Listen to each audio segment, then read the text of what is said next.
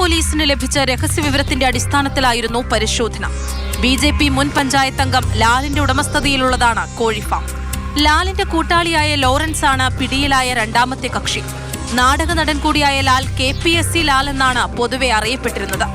ഈ കോഴി ഫാമിന്റെ മറവിൽ നടത്തിയിരുന്നത് വ്യാജ മദ്യനിർമ്മാണ കേന്ദ്രവും. പോലീസ് പരിശോധനയിൽ നിർമ്മാണം പൂർത്തിയാക്കി കടലാസ് പെട്ടികളിൽ പാക്ക് ചെയ്ത് വിതരണത്തിന് തയ്യാറാക്കി വെച്ച നിലയിലാണ് വ്യാജമദ്യം കണ്ടെത്തിയത്.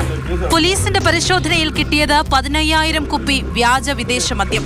നിർമ്മാണം പൂർത്തിയാക്കി കടലാസ് പെട്ടികളിൽ പാക്ക് ചെയ്ത് വിതരണത്തിന് തയ്യാറാക്കിയിരുന്നു. മദ്യം നിർമ്മിക്കുന്നതിനായി പ്ലാസ്റ്റിക് ബാരലുകളിലായിരുന്നു സ്പിരിറ്റ് സൂക്ഷിച്ചിരുന്നത്. വ്യാജമദ്യ നിർമ്മാണം കോഴി ഫാമിന്റെ മറവിലായതിനാൽ നാട്ടുകാർക്ക് സംശയവും തോന്നിയില്ല.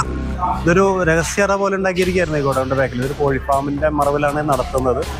അതിന്റെ സൈഡിലുള്ള ഒരു ഗോഡൌണിന് ഉള്ളിൽ ഒരു രഹസ്യറ പോലെ ഉണ്ടാക്കിയിട്ട് അതിൻ്റെ ഉള്ളിലാണ് ഈ 35 ലിറ്ററിന്റെ 68 കന്നാസ് കിട്ടിയിട്ടുണ്ട്. അത് കൂടാതെ ഒരുപാട് ഈ ബോട്ടിൽസ്, ലിക്കർ ബോട്ടിൽസ്, ഇത് വേറെ എവിടെയോ ബോട്ടിൽ ചെയ്തിട്ട് കൊണ്ടുവന്നിട്ടുള്ള ലിക്കറിന്റെ ബോട്ടിൽസാണ്. അതും ഉണ്ട്. ഒരു 15,000-ഓളം ബോട്ടിൽസ് വരുന്നതാണ് നമുക്ക് അപ്രോക്സിമേറ്റ്ലി. അതെണ്ണി കഴിഞ്ഞാൽ മൊത്തം പുറത്തെടുത്ത് എണ്ണി കഴിഞ്ഞാൽ അതിന്റെ കറക്റ്റ് കണക്ക് കിട്ടുള്ളൂ.